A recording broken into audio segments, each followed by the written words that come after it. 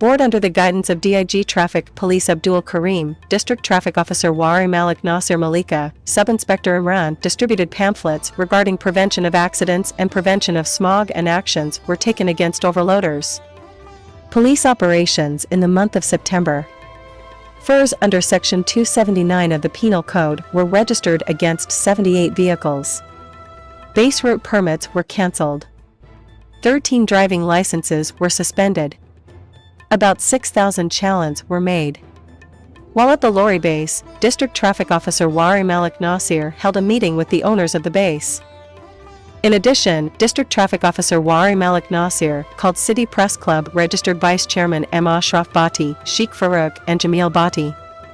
It has been said in the conversation that everyone will not have to follow the traffic rules to avoid accidents. Only by following the traffic rules can we become good citizens and our problems can be reduced. He said that accidents are increasing due to non-use of helmets. He said that civilized nations always respect traffic rules, so that disorder does not spread in the society.